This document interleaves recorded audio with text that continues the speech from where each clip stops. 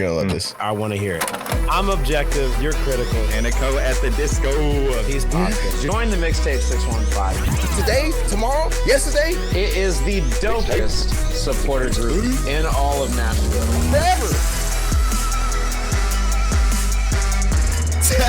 Testing. 1, 2, 3. This is the Mixtape 615 podcast, and this is the place to be. Yes, sir. We are back in this thing. I'm back in this thing. Sorry I missed one, but I want you to know that if you are a Nashville Soccer Club fan, which is hard to be these days, let me tell you, or you're just trying to see what's going on with them boys in gold, ain't much, but there's stuff. Let me invite you real quick to lock in with us. It's your boy. Listen up real quick. I got some new ones, aka Tunji, aka Young Turtle, the Soccer Face, SF Doom, the DR Kid, affectionately known as Steam Poppy, Yamame Por Favor, aka Mr. Sipping Mai Tais on this beach in Belize, feeling cool like a summer breeze, aka the dopest pokey trainer you know, aka the kid with his own brand of hot sauce. I'm waiting on my bottle, by the way. AKA Chicago Mike, the Glizzy Gladiator. And yes, Logan, you will get your bottle. I have no idea how you won that, but you did. So you got a bottle coming to you, boss. It would just know happen who you are, way. man. Well, this is Logan, aka Beer Main, aka the hot sauce winner, aka Mr. Roboto, Mr. C. This is the Mixtape 615 podcast, and you know we do not have Austin tonight. It's kind of a little awkward. Not having the we got this empty box for us. If you're watching our YouTube, guys, Sad. It is a little sad, but this is the Mixtape 615 podcast. It is brought to you by the Mixtape 615 supporter group, the dopest supporter group in all of Nashville and all of soccer and all of the world and the multiverse. You guys know, and you guys want to jump in with us. We want you to jump in with us. So just go to mixtape615.com. That is mixtape615.com. And join in. We are at the very end of our season now, feels like. Thank God. Or at least in that latter part. We're on that home stretch. Only a few games left, if you will. I know it's like 7, but still, or 8. Just end our misery already. A lot of us feel that way. But when it comes to soccer, there is a lot out there. For Leagues Cup final happening this last weekend, which was amazing. If you did not watch it, go back. I don't want to spoil anything if you haven't, but yeah. And all the way to I would say a questionable shoulder from Luis Suarez to the Indy 11 being the last USL's team standing in the Lamar Hunt Open Cup. # boycott Leagues Cup. Oh wow, he went there. I know. I'm bringing it up and then I'm tearing it down. Bro. I'm bringing it up and tearing it down. Okay. There is a lot of soccer news. There's a lot of soccer news out there for this last week. But we do want to bring it all the way back to Nashville because we did play a match this last week. This is going to be a match rewind. All right. So as we said, it's a match rewind. Is there a lot to rewind here? Yeah, there's a few notable things, a few interesting happenstances. Very early on. Nashville, let's first start with the positive, right?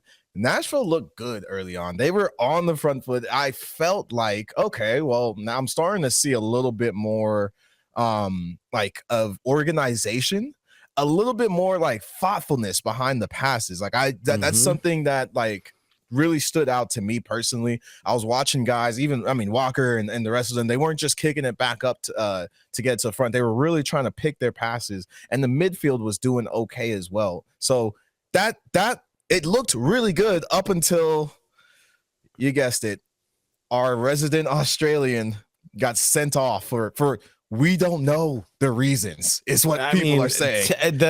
The supposed reasons, rather, are the fact that he may have used a derogatory term, inappropriate language. We don't know. No, but let me tell you, as being someone who has hung around Australians, Yeah, he probably said something that is wild to us Americans. We don't know what we don't know. We don't know, but we don't know. But I'm telling you, man. Like, look, he's Australian. Use your best judgment, and he's new to the States. Anyways, we'll move on from that, I guess.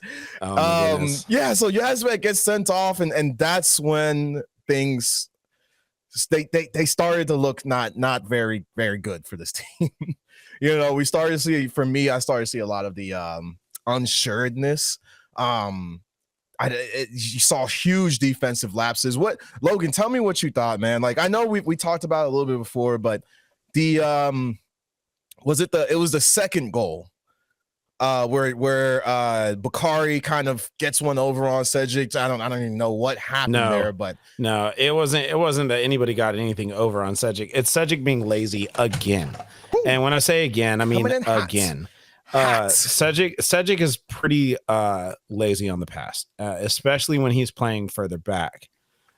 He can be great up front. He really can. In fact, we've seen glimpses of it. We saw glimpses of it against New England. Just in Leagues Cup play, we did see it. Yeah, he looked all right. But he can be kind of lazy when he sits back. And when I say lazy, he's slow to the pass. He's slow to make decisions when it comes to some of that. Again, glimpses can be there. Is it that he's short or sorry? Short. Is it that he's lazy or his legs are too short? I don't. Which one? No, I mean, it really is like his decision making is slow. He's not making the proper passes compared to what we've seen in that position before. He's also not playing the ball to his feet. He's putting it out and then looking up, which at that point he's having to then go chase the ball. It's going to cause an issue, and it did cause an issue to the point where Joe Willis came almost all the way to the half line to try and essentially just clear the ball.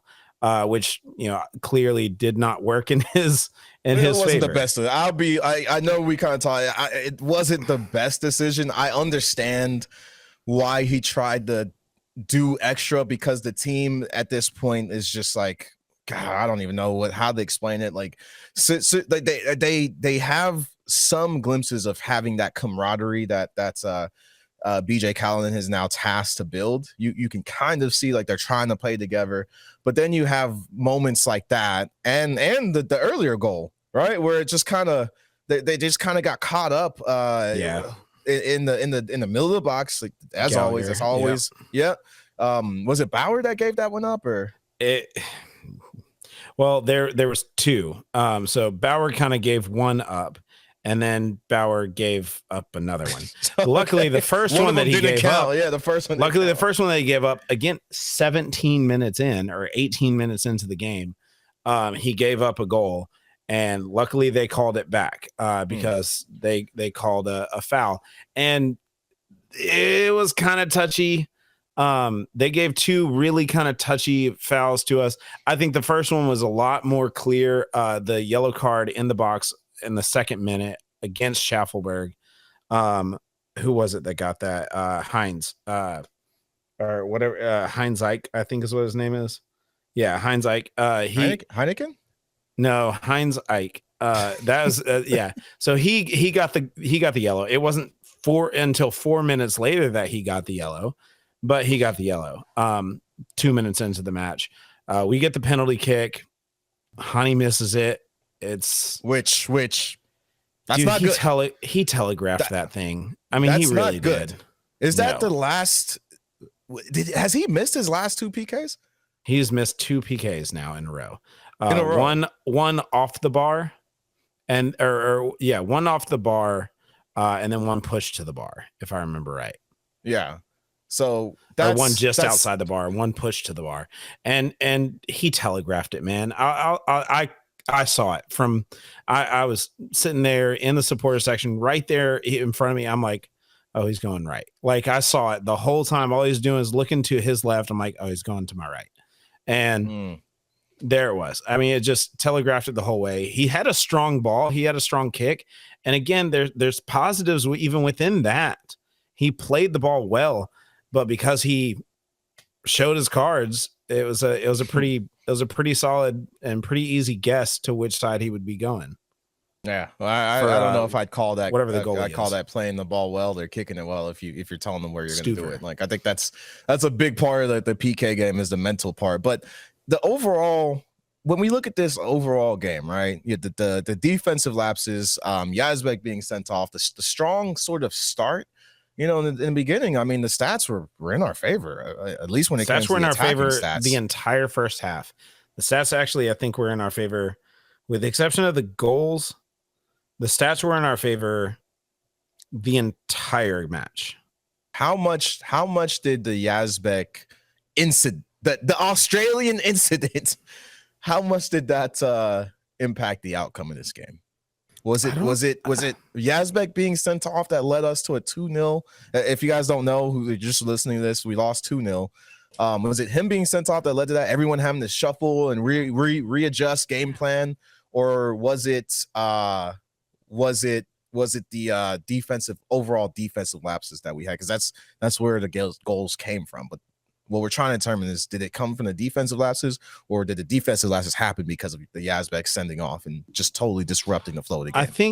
I think it's different. I think that the defense itself, like, I think that's been a folly more so over the last several matches than it has been just in this match. I think that was going to happen either way. I think the Yazbek thing did halt our attack a little bit more. However, Jonathan Perez came in and he was aggressive. He played aggressive on it. I think he played well on it.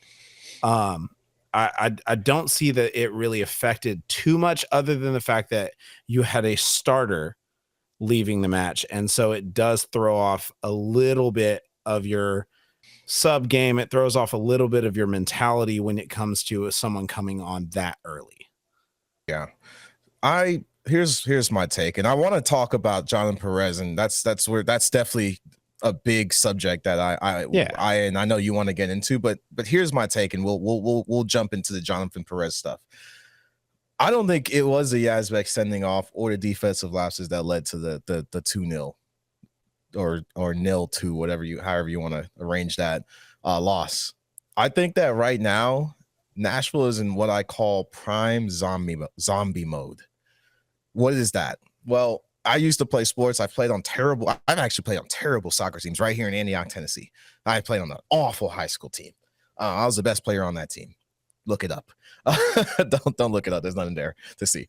I remember showing up to those matches and just like I knew we were going to lose. The team was training like crap. The coach was awful. And there was just no hope anywhere to be found on that bench or on that pitch when it came to the team I was on. Now, I'm not saying that Nashville's coach is terrible. We don't know much about BJ Callahan. I'm saying that their situation is so bad right now that they're in what I call, again, prime zombie mode. So what that is I know these guys want to win. They're still moving around out there, but to us on the outside, it just looks like they're going through motions. And why is that? It's because this team has no identity right now. They are directionless. No identity, no direction, no nothing, bruh. So right now, like, what did BJ say in the press conference, the post press conference? He said the goal, as stated by BJ Callahan, Jason Callahan, is that for the last, he stated that the goal is to make the playoffs, right? But for the last 4 years, making the playoffs was a given for this team. Yeah. Now that's the only thing left in this season that we have to fight for, is to make the MLS playoffs, where more than half of the conference makes. I mean, the problem is that we're having to fight for it. And if we don't win now, I don't know that we can. So, and that's the thing, is we're having to fight for it. And I feel them trying to fight, but there's no bite in those, there's no force behind the punches they're swinging right now. So that's why they're in prime zombie. That's what we're seeing. I'm not saying that the team is giving up or anything. This is not necessarily, I'm just making an observation. There needs to be a catalyst right now. whether that's this season ending and them doing something in the offseason to really figure out who they are. But, until they find out who they are, we're going to keep seeing these weird lopsided losses that shouldn't feel like we shouldn't have lost to Austin like that. There's no way.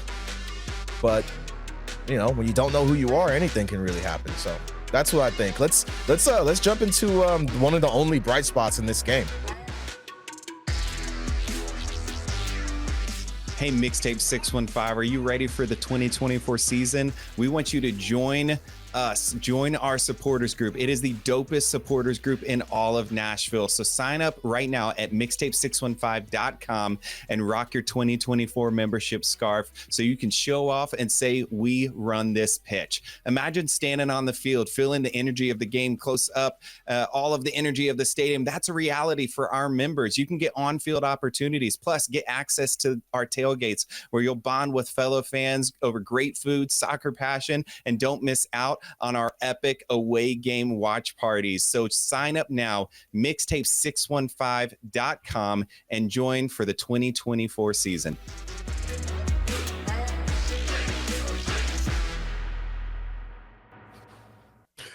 We're back. I had to. Thanks, guys, for jumping in. Jonathan Perez, man, comes in the 37th minute, and in my opinion, was the most aggressive looking player Nashville had on that squad after he came in. Not necessarily before. Again, we played really well up front beforehand, but nobody was really trying to bring that ball into the attacking half, and except for him, really, it felt like we needed somebody to jump in like that. And so I do want to make sure and highlight some of those awesome things. But again, Jonathan Perez, there's not a lot on him right now when it comes to what we know. Tunji, I know you researched a little bit of his background. Like, what are some of the styles of play that you've seen him go through? Like, what is it that you think really captured Nashville's eye when it came to Jonathan Perez? Why did we pick him up on loan? I mean, it's the exact reason for what you saw in this past game is just his attacking prowess. Like, he's, mainly coming up through the Mexican under 23, 2018, 16, and USA under 16 national teams. Mm-hmm. That's solid to get a kid that's been in the national team system since he's been under since he was a teenager. That's pretty major. But he plays mainly as a left winger. So when he did have to come on on that right side, I felt like, God, like that would be great to see him in his natural position. But as we said, as we were talking about before, like there's too much talent over there for him to really slide in there. But for him to still make an impact on the other side, yeah, that's another position he could play. But for him to still make as big of an impact as he did at such a young age, this kid's got I'd be interested to see where he takes this the rest of his career. Whether that's with Nashville because he is on loan, or somewhere else. Him also being an attacking midfielder. That's something that Nashville desperately needed, right? To link someone to link up with Drew Yearwood, who is a progressive midfielder, but generally can hold it down on the defensive end. Having another piece like a Jonathan Perez who can stay up a little bit and push that ball forward and not just look to connect with someone else, but look to put the ball in the back of the net. And I saw his goal. Two separate attempts from him, or three separate attempts just in this last match. Solid, like just solid options. He's hungry. You can see he's hungry. That's a big part of, I think, why, again, we talked about the zombie mode that the team was in. He's not in zombie mode. He's in, I'm trying to prove myself because I was sent here to this backwards cowboy land that Nashville is, from LA, from the glitz and glamour of LA and Pico Rivera, California. Like he was sent here to banish to the land of hot chicken and terrible Hey, mistakes. LA has at least one hot chicken restaurant. No, they have. Trust me, they have plenty. They all just, they stole it from us, but that's neither here Of nor there. course. I'm not even gonna get into that, bro. You know how I feel about hot chicken that's not Nashville based. But no, I mean the kid is hungry. So right now, I mean he's got 4 national team caps under him. He was picked up by LA Galaxy. He scored for LA Galaxy in a Leagues Cup showcase. I think it was like 2 years ago or 1 year ago. Yeah, Can't the remember. showcase No, was it's 2 years ago. Yeah, the showcase 2 years ago. I mean, he's been doing great in Next Pro. Honestly, the kid has potential. The kid has a lot of potential, and you saw that. You saw that in this last game and the last 2 games he's been in. Yeah. So that there's not. To me, it wasn't a big move that they made, but more or less just like, all right, let us see where this kid can take it. He's hungry. There's an opportunity, right? Because they picked him up after the BJ Callahan hire was announced. Is that correct? I mean, they picked him up. I think it was the day after Tyler Boyd went down. So I think it was right before BJ Callahan came in. I think it was, because I feel like he had a say in him and Yazbek. So, so now what we're looking at right now is, this team that we're looking at right now is not BJ Callahan's team, right? This is the carcass, the remains of Gary Smith's team, what Gary Smith left behind, and BJ Callahan is just picking through it, trying to find anything he can carry forwards. You know what I mean? Like he's encouraging good, healthy competition. BJ even said, like, he said, I'm assessing everybody. It has nothing to do with who was a starter last week to who's going to be a starter this week. He absolutely should. Like, what value does Nashville SC have right now in keeping the same guys who got who've played who've lost the last 8 games? I'm not gonna say they've lost. I'm saying okay, you're right. That's harsh, but you're right. I'm just saying, what objective value? Truths,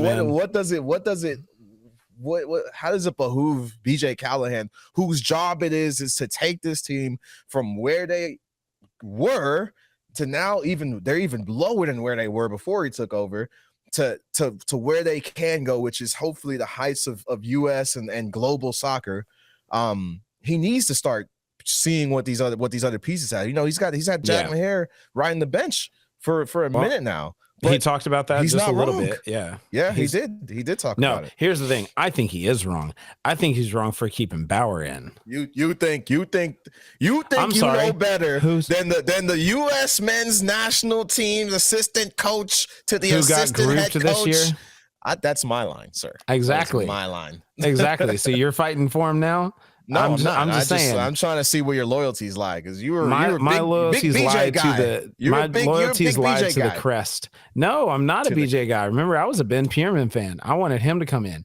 BJ was the one guy I was like, all right, let's be hopefully optimistic. But it does not excuse the fact that Josh Bauer has just been abysmal for us, in my opinion. He hasn't been abysmal, bro. He has made 2 saves and given up 10 goals. Like he is the reason why. Is he the goalkeeper now? What are you talking about? No, he's the reason why. Dude, Joe has like 18 million saves every match. People want to talk crap about him, and I'll be honest, he made really bad decisions this last match, but at the same time, he still made save after save after save. He should not have to be the only side of the defense that works. Including when Walker is in. Walker was in just this last match, and it still came about that way. So I do want to talk the positives when it comes to Jonathan Perez, though. Let's get back to that. A couple of things that you said. Number one, good word with the word use of behoove. I'm proud of you with that one. That was a good one. I've been on the Audible. I heard it.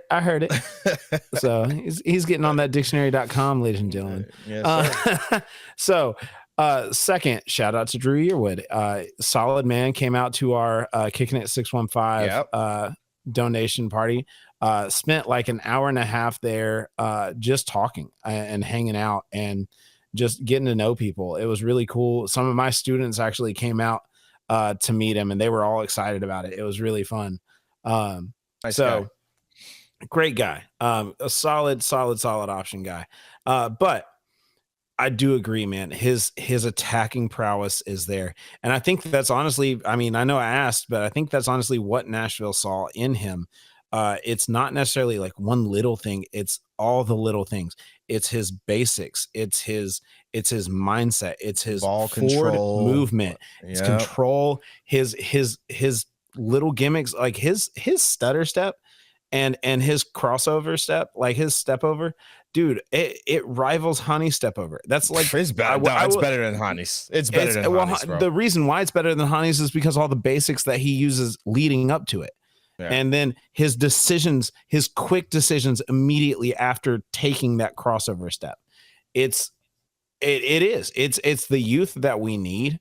I think that aggression that we need from somebody in that attacking midfield position. So yeah. Well, I mean, so here's the thing, right? He's on loan until December 31st, 2025. We have the option to purchase him, right? Yeah, we have, but he has to prove that to us. And like I was saying, like this is his chance right now. Yeah. This is everyone's chance to make BJ Callahan's team. This is what's about to happen. There's competition on every level. I think even Joe Willis, even Walker Zimmerman to some extent needs to be on his P's and Q's. Oh, absolutely. But the thing with Jonathan Perez that I find very interesting is if the rumors materialize, we all saw Schaffelberg in the Gold Cup, or sorry, not the Gold Cup, in CONMEBOL, yeah, whatever. Yeah, the thing that your squad got unceremoniously grouped in. Just gonna keep bringing that up. Anyways, so we all saw how hard Schaffelberg went, right? If he goes to Europe next season, which is a real possibility for him, he goes the whole Alistair Johnston route, which we'll get some money for. I miss Alistair. I miss Alistair Johnston, yeah, man, for real. But Jonathan Perez could be Schaffelberg's replacement. I don't think he has anywhere close to the same engine that Schaffelberg has. What he does have is the precise control and the ability to sniff out a good shot and a good attack in general. Smelling a goal, man. I think he could be lethal if he has to keep developing, right? Like right now, as we said, he's hungry, right? So he's going to stand out. But what happens once he's solidified himself? Does he just level out, or does he become one of the guys that we start looking at years down and be like, man, dude, that's a Nashville SC guy through and through. He really, he really came through in the clutch for us, just like Hany did in 2020 or after 2020. Sorry. 2020, 2021, 2021. Yeah, exactly. That's, you know what I mean? That's how this is where legends are made. Since, but yeah. And we're going to talk about that. You guys know I be too lit on Wednesdays at Southside Kitchen and Pub, but it does not have to be a Wednesday for you to get too lit with me at any of our away watch parties. Be sure to follow us on Instagram at Mixtape615 for all watch party information so you can get in the mix with us, me, Logan, and Ginger Snap. Let's go.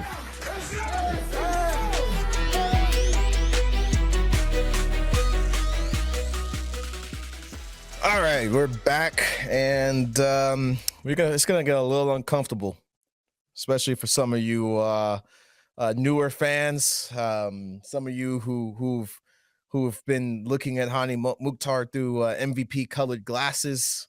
It's gonna get uncomfortable. I'm just gonna lay it out there. Real quick before we even get into the talk that we're talking about, I just want to mention we have 2 road games coming up. We'll be at Southside Kitchen and Pub. You can come kick it with us and watch it there if you want. I'm just gonna put it out there. The Orlando one, I think it's probably gonna suck. It's gonna be fun still. Yeah, I mean, I don't know about that. It's also the start of college football. 15% win probability on Google is what we're looking at. So what I'm saying is it's going to be a fun watch party because it's also the start of college football. Yeah, and a lot of us will have been there for a while. Right now.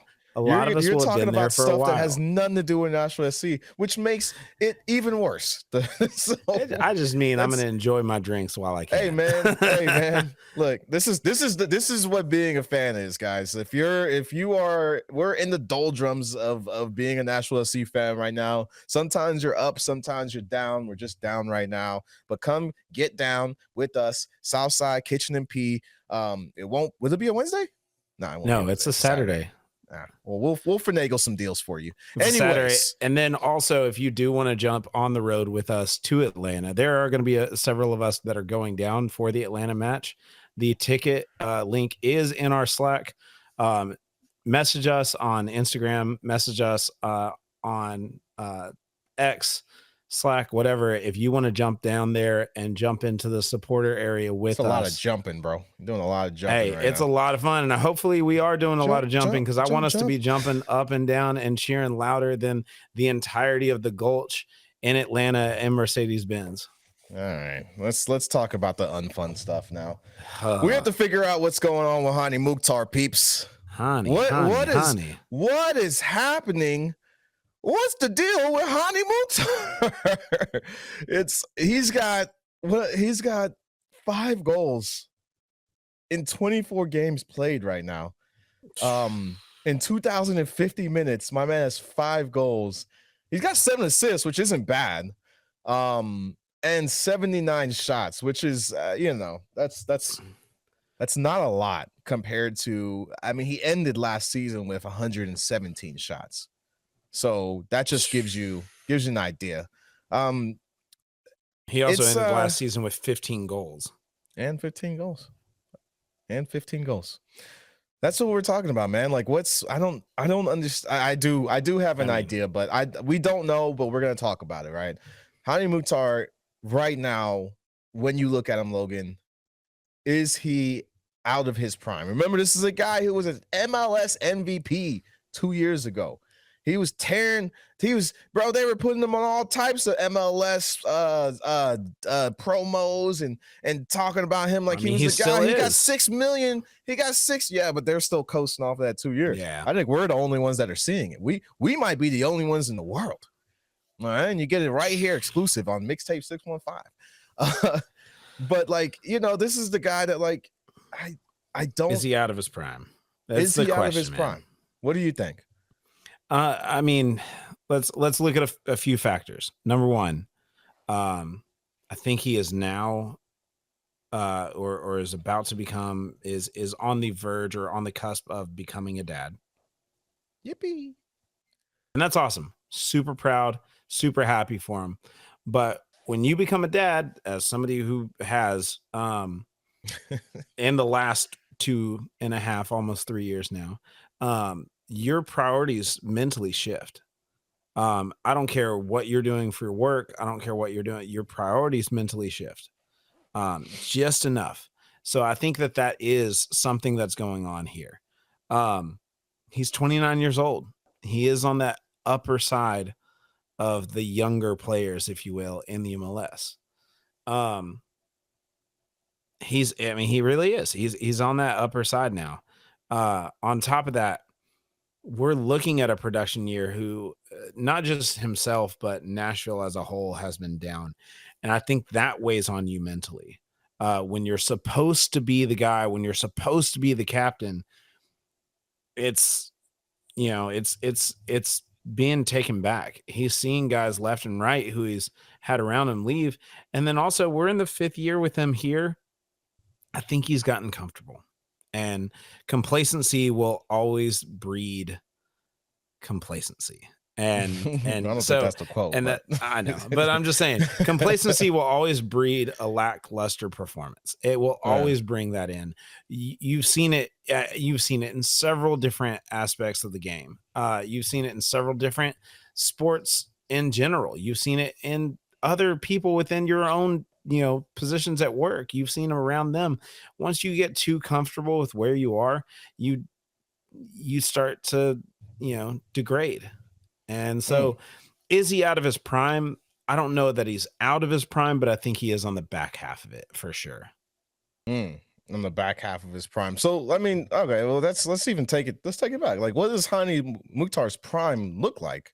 Right, because one of my biggest, 2 years ago, I mean, half of those goals were PKs. Yeah, right, and over half of his goals this year are PKs. Yeah. Now, so I mean, 3 PKs versus 2 goals, but all 3 of those PKs are the goals that were scored last. Like, he hasn't scored a serious goal since April. Yeah.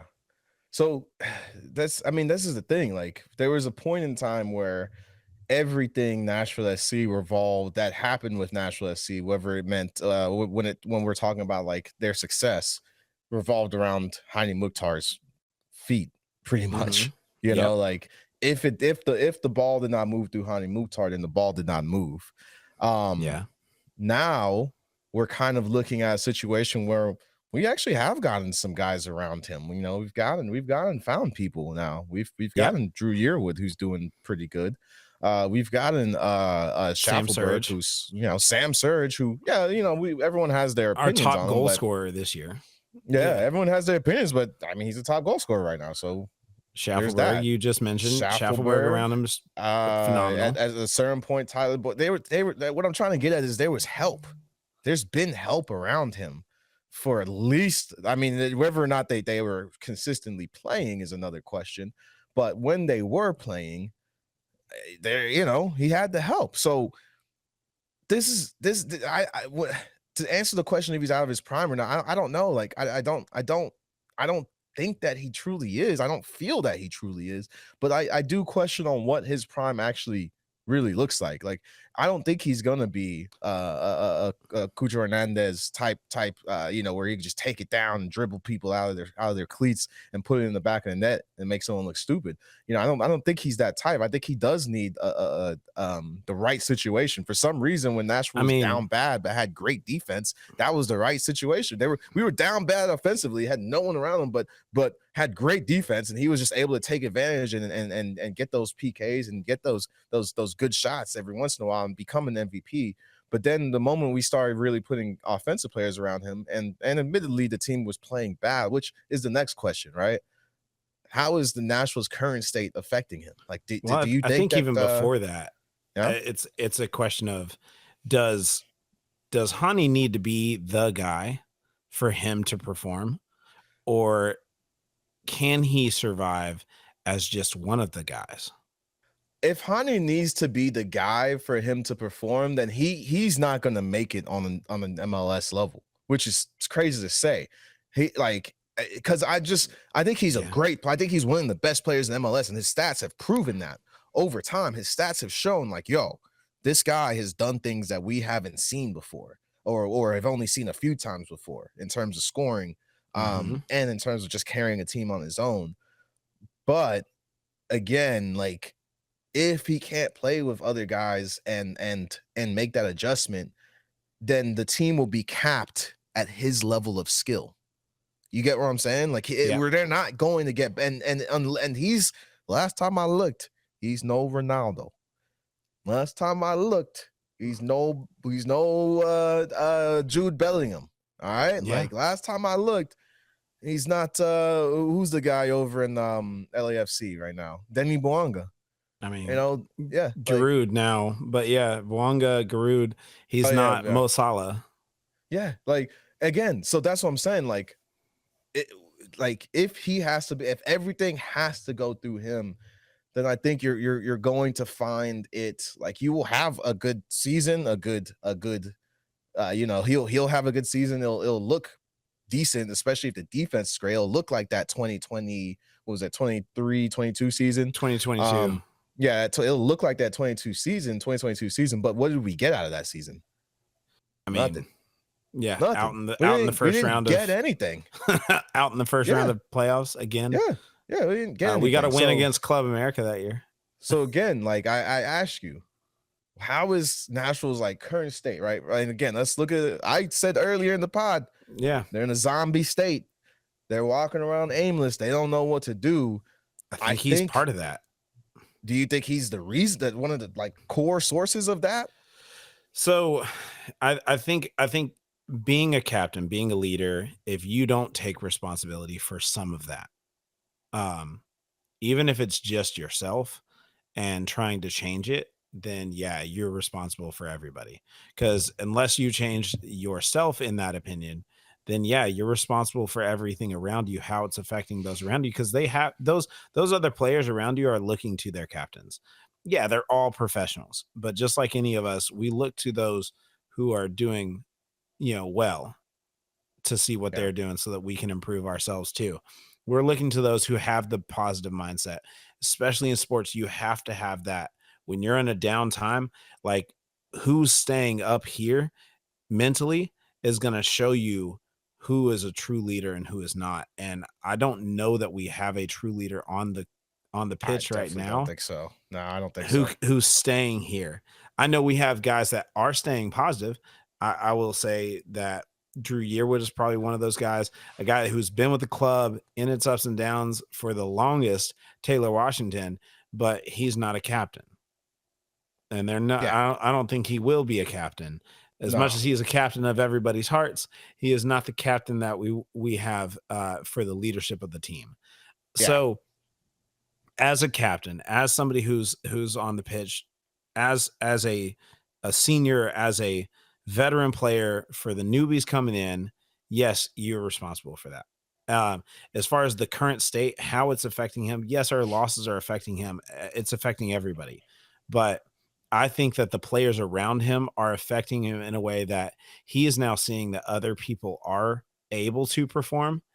And either he has the mentality, a negative mentality in the sense of, I am not able to perform because these guys are performing, so I don't feel it's fair. I want out.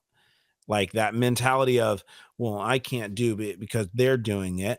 What are being happy for his players, that's making you feel like he's got a negative mentality. I mean, I'm saying it's one of these two. It's either that, because I have seen frustration in him. That even when Sam Surge got his brace against Toronto, I think, or Cincy, whoever it was, that he got that brace right after he got the hat trick. You can see it wearing on Hany too. He's upset. He's not the first to get in there to congratulate him unless he was the one who was creating that goal. I don't like trying to read that deep into those types of things. You know, it's either that, I will say this though, or if getting lazy. Nah, because he doesn't have to be the guy anymore. Nah, chill. We don't. Unless you have like concrete, like, you know, something. Like I'll say this though. In that vein, I do definitely see, when I just look at what happens on the pitch, especially around Hany, I don't see positive body language a lot of the time. Correct. Body language around Hany, especially when someone's trying to play him the ball or doesn't play him the ball or doesn't make the cut that he thinks they should make. I see a lot of like hands in the air and this and stopping his and fall playing. First mentality. I mean, that's something I can look at and objectively say, hey, like, I kind of wish you looked a little bit more like a leader. But again, you know, we're all human, bro. But in this situation, I need someone who's what I would prefer to see is I need someone who's really getting in the, if he feels that the player should have made a better movement or a better thing, he should be getting in their ear. I should see you getting in their ear right after and talking. Don't tell them.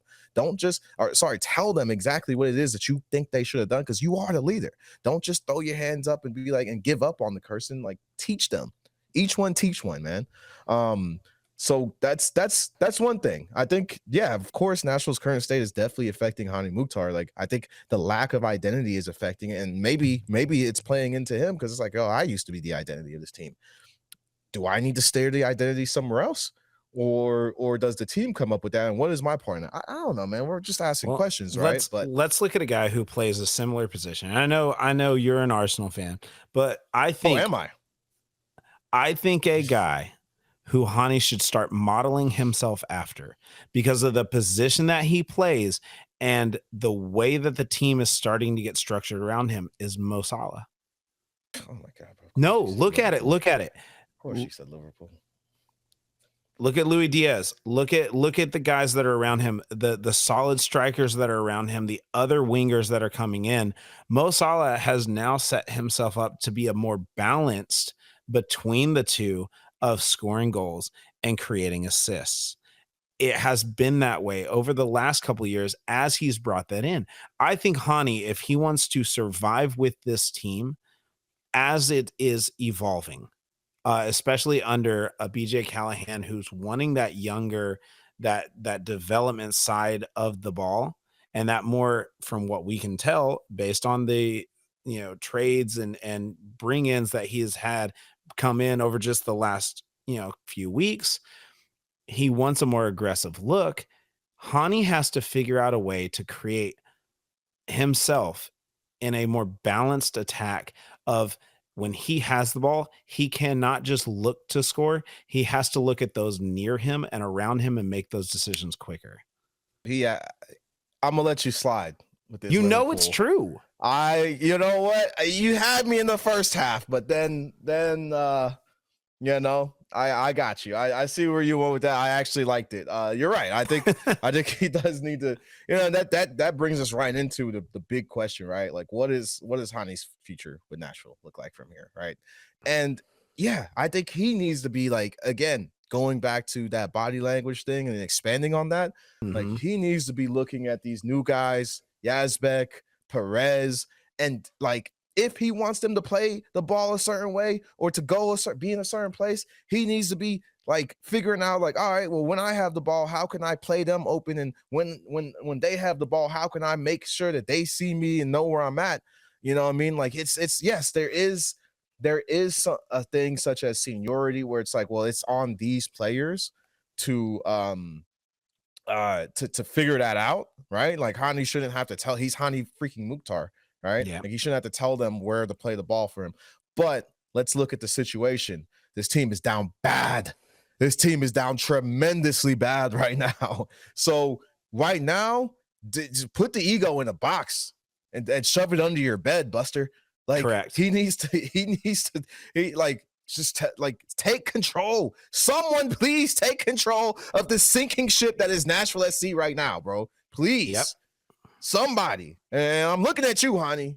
Take control, bro. I don't know. What do you think? What do you think? I mean, because remember, this is a guy who got offered $6.5 million to play in Qatar 2 years ago.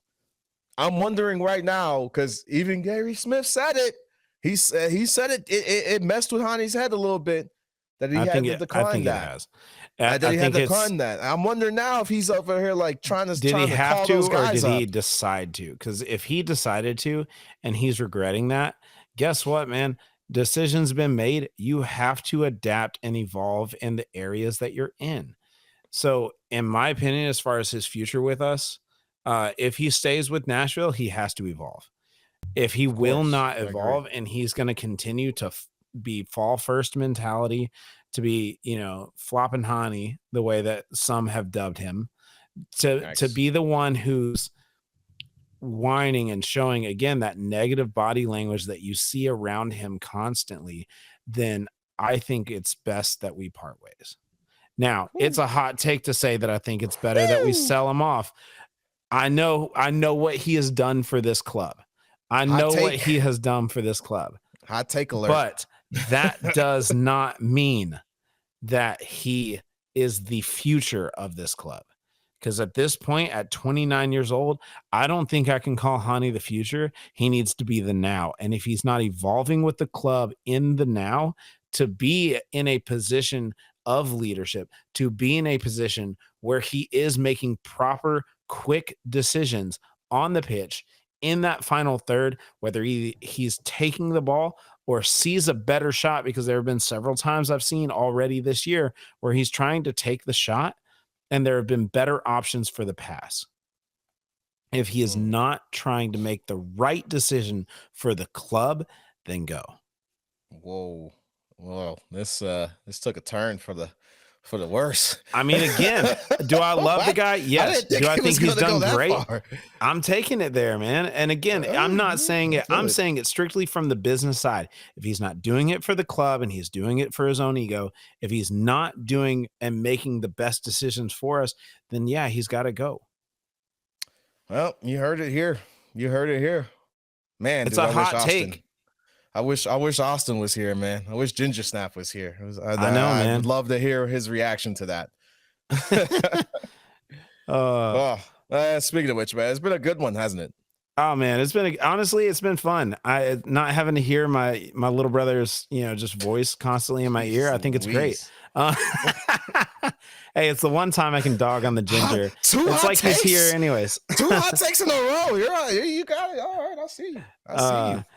Anyways, guys, we do. Let's go ahead and wrap it, man. That is a wrap for another episode of Mixtape 615. Big love to all of our listeners, guys. We could not do this without you, but a special shout out, especially for that ace of a producer in Doug Branson, man. You are our MVP. You're the guy who we cheer for here because clearly it's no longer Hany. Whew. Don't forget, guys, to stay connected. I cheer for Hany. Don't forget to stay connected with us, guys. Hit us up on mixtape615.com. All of our socials like Instagram, Facebook, X, all that good stuff at mixtape615. For all of our video content, you guys know, come here and find us on YouTube at Mixtape615POD. That is Mixtape615POD with the little @ symbol in the beginning on YouTube. So keep it real, guys. Keep it vibing. We're already in the 40s with our episodes. And until the next one, this is the Mixtape 615 signing off.